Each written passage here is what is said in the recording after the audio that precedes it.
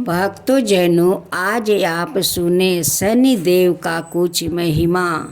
शनि देव सब ग्रह पर विराजमान रहते हैं। अगर मनुष्य से थोड़ा भी भूल हो जाता है तो अपना दृष्टि उस पर डाल देते हैं और सारा जीवन ग्रह में झूलाते रहते हैं।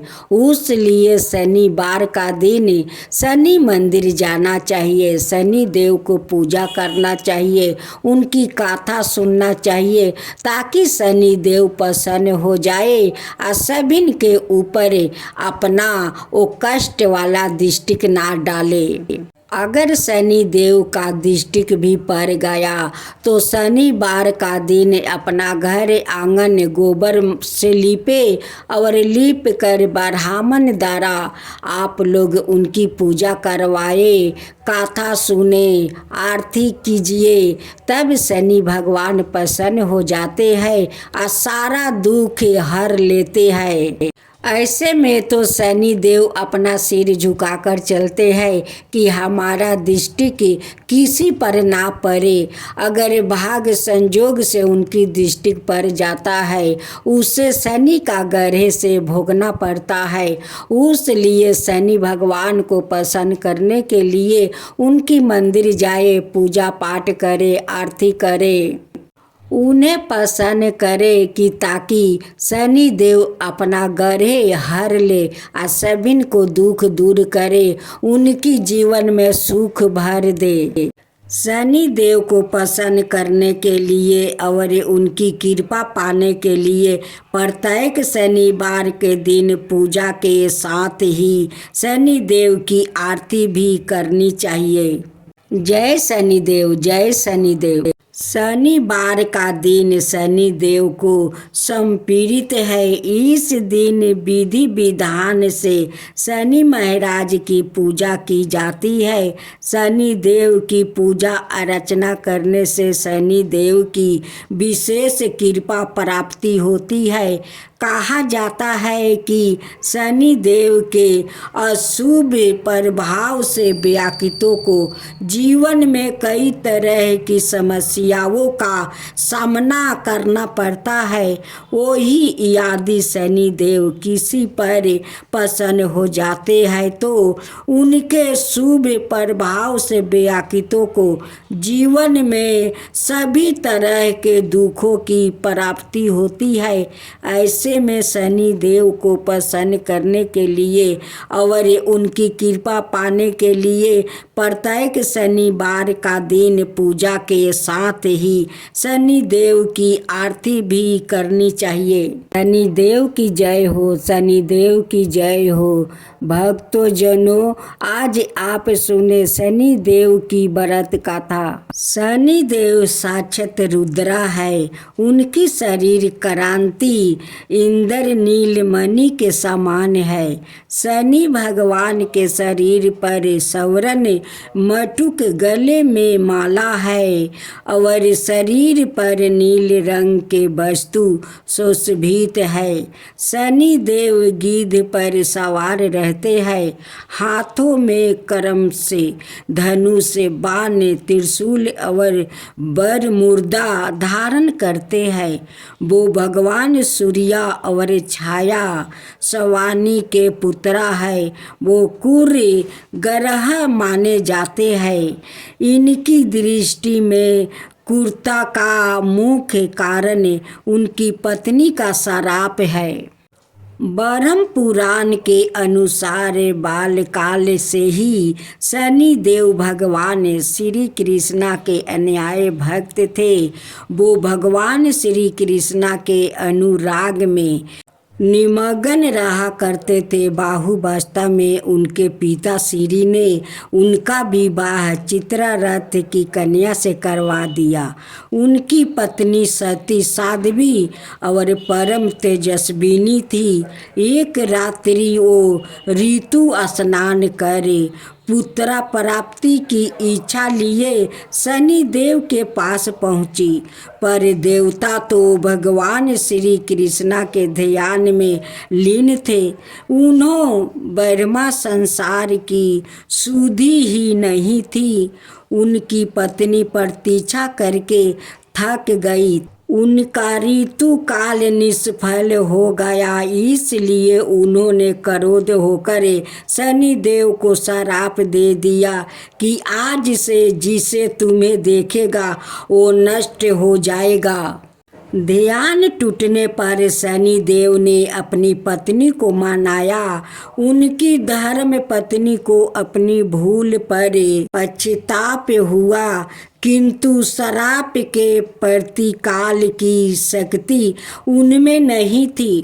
तभी से शनि देव अपना सिर नीचे करके रहने लगे, क्योंकि वो नहीं चाहते थे कि किसी का अनिष्ट हो जाए। ज्योतिषी शास्त्र के अनुसार शनि ग्रह यदि कहीं रोहिणी वेदन कर दे तो पृथ्वी पर 12 बरस का घोर दुर्भिक्षा पर जाएगा और प्राणियों का बचना ही कठिन हो जाएगा।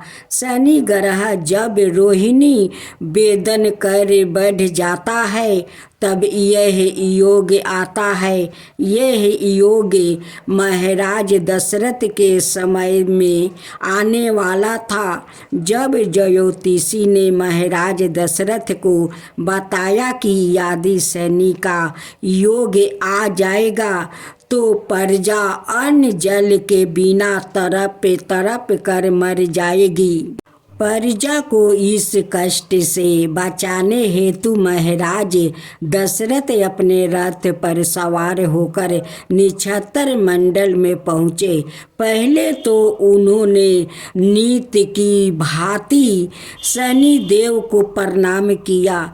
इसके पश्चात क्षत्रिय धर्म के अनुसार उन्हें युद्ध करते हुए उन पर संहार अस्त्र का साधना किया। शनि देव महाराज दशरथ की प्रताप निष्ठा से अति प्रसन्न हुए और उसने कहा, वर मांगो। महाराज दशरथ ने वर मांगा कि जब तक सूर्य नक्षत्र आदि विद्यमान है तब तक आप संकट वेदन ना करे। शनि देव ने उन्हें वर देकर संतोष किया। भगवान शनि देव के आदि देवता प्रजापति ब्रह्मा और प्राधि देवता यम है। इसका वर्ण कृष्णा वाहन गिद्ध और रथ लोहे का बना है।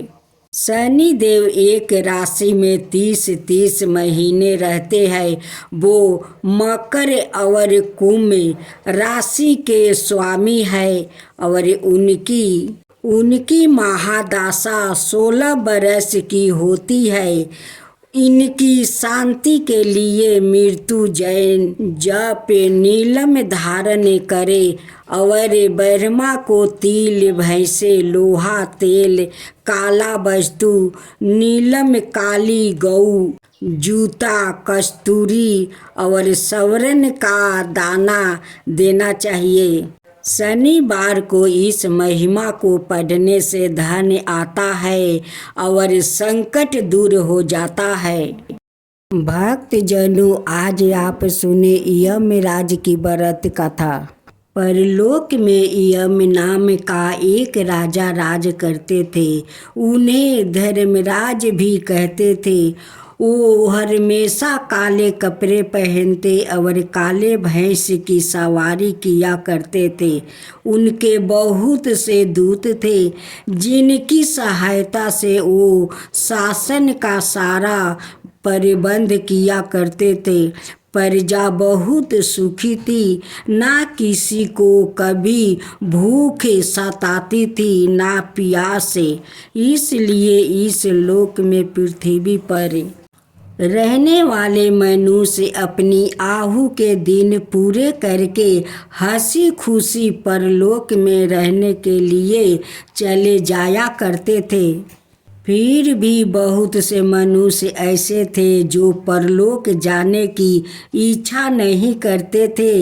यम ने एक बार अपने दूतों को आज्ञा दिया कि पृथ्वी पर रहने वाले मनुष्य को आहू का हिसाब रखा जाए, और जो मनुष्य अपनी आहू के दिन पूरे कर लेने के बाद भी परलोक में न आना चाहे, उसे पकड़ कर यहाँ लाया जाए। यमदूत पृथ्वी पर आकर घूमने लगे और मनुष्यों को पकड़ पकड़ कर परलोक ले जाने लगे। एक बार यमदूत आया और 13-14 बरस का एक बालक को पकड़ कर ले जाने लगा। लड़का जाना नहीं चाहता था। उसने अपने दोनों हाथों से कस कर एक खंभे को पकड़ लिया और यमदूतों से कह दिया, मैं परलोक नहीं जाऊंगा। दूत लौट गया और जाकर यम को सारी बात बता दिया। यह सुनते ही वो क्रोध में आकर लाल पीले हो गया। वो उसी समय काले कपड़े पहने और काले भैंस पर सवार होकर उस बालक के घर आ गया और बालक की बाह पकड़ कर खींचने लगे। घींचा तानी में खम्मा उखड़ कर गिर पड़ा। शोर सुनकर बहुत से लोग वहाँ इकट्ठा हो गया। उनमें कैलाश पर्वत पर रहने वाले शिव भी थे। शिव ने यम से कहा, इस छोटे से बालक को पकड़ कर खींचते हुए तुम्हें शर्म नहीं आती है? छोड़ दो और इस पृथ्वी पर फिर कभी मत आना। यमराज अपना सा मुँह लेकर वापस लौट गया और उन्होंने अपने दूतों को भी पृथ्वी पर भेजना बंद कर दिया। उन्होंने आज्ञा दी कि कोई मनुष्य परलोक में आना भी चाहे तो उसे किसी रास्ते से ना आने दिया जाए। अब मनुष्यों का परलोक में जाना बंद हो गया। जो मनुष्य जन्म लेता वो फिर पृथ्वी पर ही रहता था। उसके बच्चे और बच्चे के बच्चे भी वही रहते थे। इस प्रकार कुछ ही दिनों में पृथ्वी पर रहने वाले बच्चे, जवान स्त्रियां, पुरुषों की संख्याएं इतनी अधिक बढ़ गई कि उनके रहने के लिए जगह की कमी होने लगी। खाने पीने की वस्तुओं की भी इतनी कमी हो गई कि लोग भूखे मरने लगे। दुखी होकर लोग ने शिव जी के पास जाकर विनती की कि वो उनके लिए परलोक जाने के रास्ता खुलवा दे। शिव ने यमराज से कहा, तुम पहले की तरह अपने दूतों को पृथ्वी पर भेजते रहो। तब से यमदूत पृथ्वी पर बराबर आते रहते हैं और जिस मनुष्य की आहू के दिन पूरे हो जाते हैं उसे अपने साथ परलोक ले जाते हैं।